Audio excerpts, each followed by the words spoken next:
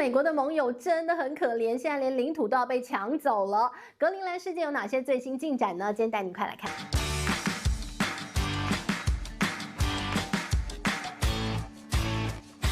嗨，大家好，我是志玉，今天想跟大家来聊聊近来这个沸沸扬扬格陵兰事件，让我不禁要想到美国的前国务卿有一位在尼克森政府时期当国务卿的季辛吉。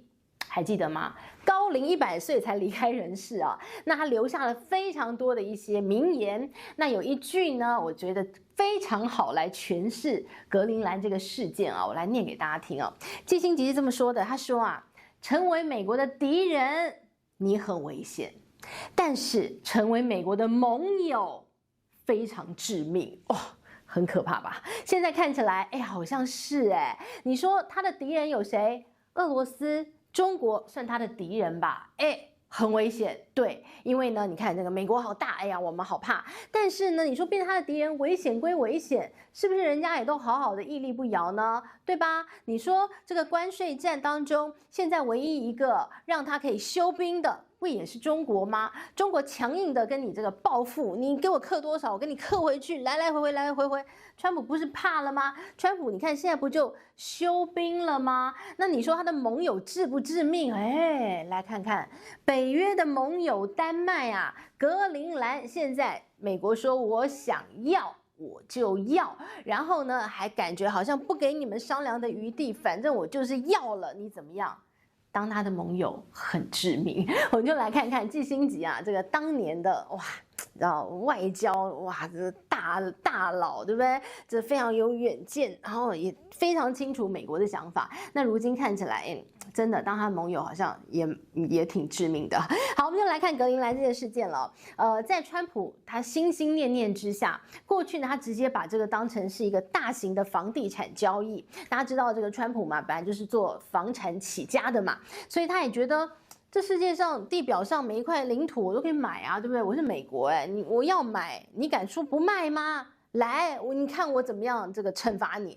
好，我们来看到这个超大型房地产交易，他说我要买之后不想卖嘛，对吧？丹麦不想卖，格陵兰自己也说我没有我 not for sale，OK？ 好，那他怎么说呢？他说你们这些不想卖给我的，倒大霉。好，我们先来看的这个丹麦呢，他说，这个川普有这样的想法，要把格陵兰变成美国领土之后当然很紧张，于是呢就去找了他的这个欧盟的这个欧洲的朋友们，说快来救命救命这个有人要欺负我了于是呢来看欧洲这些国家，当然也都是不能够容许这个美国把手伸进格陵兰嘛，哪有你说要走就要走的嘛，对吧？于是呢，你看得到像这个8个国家除了丹麦之外包括英国、法国、德国，然后包括了像是这个挪威、这个瑞典，然后荷兰、芬兰，他们都派了这个军队到了这个格陵兰去，当然没有很多，那是一个象征性的意义派兵到格陵兰去了好，那于是乎呢，现在川普一说，我不过说，美军又没来，你们是什么意思你给我派兵上了格陵兰。于是乎，这个川普这样讲，他就立刻宣布，他说好，你们这些国家8个国家是不是加丹麦，一共8个国家，我给你课关税又来了。他说我就给你课10%的关税，从2月1号开始，然后呢6月份我要加到25%的关税，直到他买到格陵兰为止。听起来感觉好像势在必行好像就是我管你们要不要，对不对？我就是囊中之物，对不对？而且呢，你还在那边给我挺在那边给我拒绝，我就课关税课到你活不下去然后这个时候你就觉得天哪，到底谁才是他的敌人？丹麦、北欧，这不是这个包括北约国家当中也算是这个美国很忠实的小弟吧？你现在把你的小弟这样子真的不留情的这个宰杀他，你这样对吗？是不是很特别好，那当然呢，这个川普这样子一个课关税，动不动就拿关税当成他很重要的一个筹码，惩罚大家。这件事情到底合不合法美国自己的最高法院也就是快要判了啦。这件事情这个关税到底行不行我们也要等着美国的司法做一个决定。但是呢，川普觉得他可以用关税，然后来统治全世界，这很好的一招你这个法院怎么会不认同他呢？所以呢，川普还在自己的一个他的社群当中贴了一张他的照片，帅，感觉不是最近的照片，感觉不知道这个可能30年前那个头发很多的时候的照片。然后呢，他就写了一串，他说我是关税之王。他说如果这个法院不认同我关税之王，哎，你们真是没眼光。好，那无论如何啦，这个等着看嘛，看这个美国法院会怎么判嘛。但是呢，他还是有一些 Plan B。他说我有备用计划，如果真的这个法院判了说我这个关税违法不能再课的话，哎，没关系，他有其他办法。比如说呢，他还有我先一律收10%的关税，然后其他的部分呢，我再用什么样其他的法条叠加上去，反正还是要课关税啦。就是意思已经告诉你很清楚，不管这个法院怎么判，我关税之王，我还是要继续做的哦。好，那当然回来我们来讲格陵兰事件了。那格陵兰事件呢，当然除了他这个当他的朋友好像也蛮倒霉的之外哦，继续带您看，那大家就会觉得说，你一个国家怎么能够去这么轻易的说你要拿另外一个国家的领土，然后你就要？对吧？那你这不对吧？好，于是呢就有非常多的讨论哦。白宫的一个各层级的官员，不管在每一个场合都被问到同样的问题：格陵兰怎么回事？你怎么看？包括了美国的财政部长啊，他们的国务卿啊，经济顾问啊，各种的这个官员，大小官员，白宫的发言人啊，都被问到同样的问题。好，那我们就来看到他怎么说的哦。他说，格陵兰这个问题是这样的。因为呢，如果我不出手的话，我不把它拿下来的话呢，中国或俄罗斯就会把它拿走了。然后他说啊，你去看，现在格陵兰周边啊，到处都是这个中俄的这个船只在那个地方，所以呢，这个丹麦你没有能力保护格陵兰的话，那就我来吧。所以呢，他说这是我要拿下格陵兰很重要的原因。那当然了，这个是他这个嘴巴上说的原因嘛。那当然，这个最重要的原因是啊，格陵兰呢，这个川普美国也认为它是一个战略位置非常重要，矿产资源也非常丰富，所以呢就想要嘛，对吧？就想要。好，那于是我们来看啊，他说白宫是这么说，官方话这么说。取得格陵兰对美国的国家安全来讲非常重要，同时呢，也对阻挡主要的竞争对手、重要对手来讲是一个吓阻的作用，很重要，所以它非拿不可。于是呢，才会有这个川普讲的嘛，就是呢，这个你不让我拿，我就给你课关税，一直课，一直课。你们欧洲人想要阻挡我们都没有，真的给课关税。好，那于是呢，这个欧洲当然也不能够轻易的妥协啊。今天格陵兰，明日芬兰，后天荷兰，对不对？是不是很有可能？所以呢，大家每个人都很紧张啊。所以你看到这个欧洲每个这个总统没有一个不跳出来讲话的。你看像马克宏就说了，他说怎么不管是俄罗斯要入侵乌克兰，还是美国，他没有用入侵这两个字，美国企图要拿走格陵兰，都是一样的呀。他说这个我们都不能够容许这样的一个这个主权的丧失嘛，所以他说这样的威胁是不会被接受的。另外像是英国我们看他的这个首相施凯尔也讲，他说这根本就是彻底错误的一个行为，不能够被容许，他是不会接受的哦。然后呢，丹麦的民众当然走上街头抗议啊，跑到美国大使馆前面去抗议。那你说格陵兰自己呢？大家还记不记得川普曾经直接对格陵兰人喊话？格陵兰是这样，它是丹麦统治啊，但是呢，只有这个外交，然后国防交给这个丹麦，但是其他的部分，内政的部分，格陵兰其实是有一个自治政府的，他们有自治区。好了，那格陵兰这个岛上呢，它有这个56000人，他们主要的一个这个收入来源就是渔业。蛮穷的啦，所以呢，这个川普直接讲说，我一个人发你10万美金，好不好？然后呢，你们就这个大家投票决定你要这个加入我美国，变成51州，这样好不好？好，但是呢，你说格陵兰人说好不好？他们不要他们格陵兰人是希望独立的，他没有希望他的主权国家从丹麦换成美国，他们是希望他有一个国家就叫做格陵兰的耶。所以呢，这个格陵兰人他们也不太希望可以加入美国，你给我10万美金，他也不要。好，所以你就看到了欧洲现在大家的状况哦，通常大家都这样想法，就是怎么可以这样？怎么会这样？好了，那我们现在要好好来聊聊，就是刚刚讲到了这个格陵兰，为什么川普一定得要嘛？因为他说，除了这个位置很重要，矿产它有稀土嘛，然后天然气、石油蕴藏非常丰富嘛，地理位置很重要呢，那就是北极航道。对美国来讲。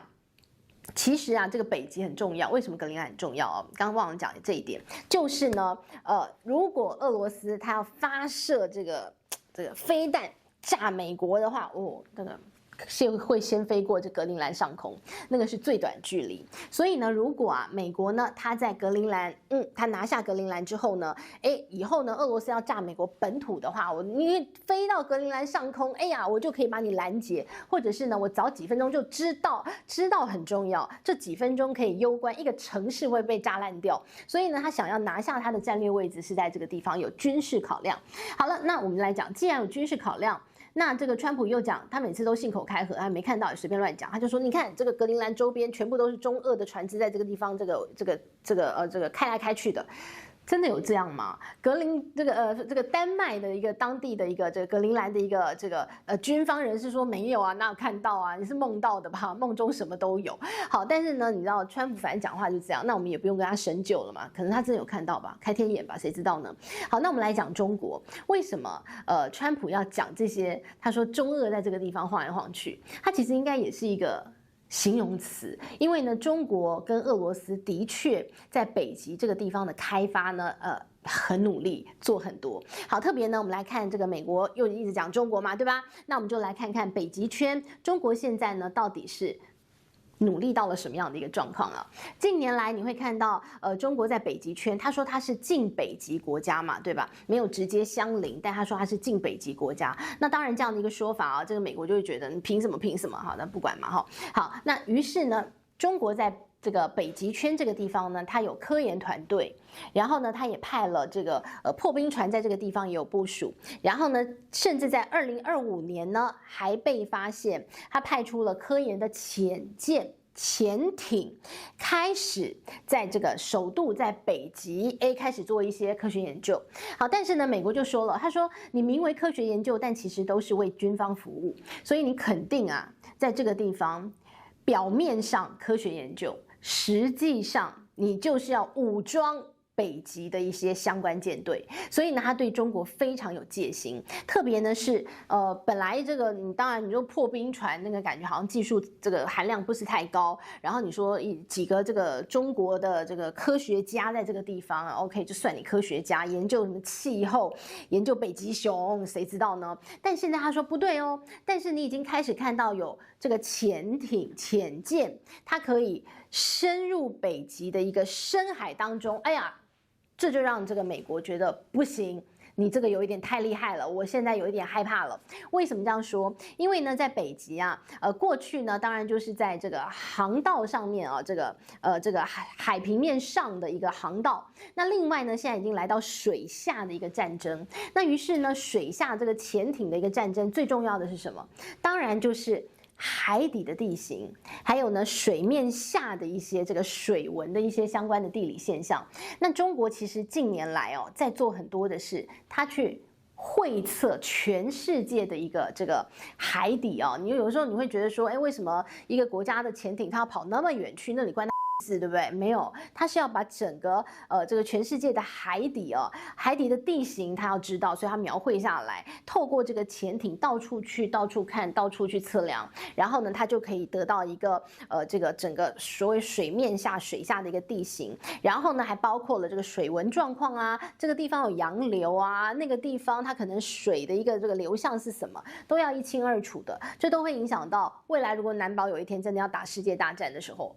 这就很重要了，所以呢，当中国有这样的能力的时候呢，美国就觉得很紧张，所以很紧张要怎么办呢？我当然就是要立刻先斩断你。所以呢，当这个中国开始把它的一些这个所谓的科研的一个这个船只，然后呢，有一些可以有军用级的水面的潜艇都到北极来的时候呢，他就紧张了。特别是中国在俄罗斯的帮助之下其实呢，中俄之间他们在北极还曾经做过这个联合的巡逻在阿拉斯加附近，这也让美国觉得哦，你已经来到我家门口了，那真的很紧张。所以你就看到了，这才是为什么这个美国啊，他一定啊想要拿下格陵兰，就是呢不想让中国跟俄罗斯在这个地方继续的感觉好像有点亲门踏户，或者是他们的一个北极相关的一些这个合作能够持续的开展，这才是为什么。好了，那当然呢，你说你要阻止你的敌人更进一步在北极圈的发展，好，这可以理解，对吧？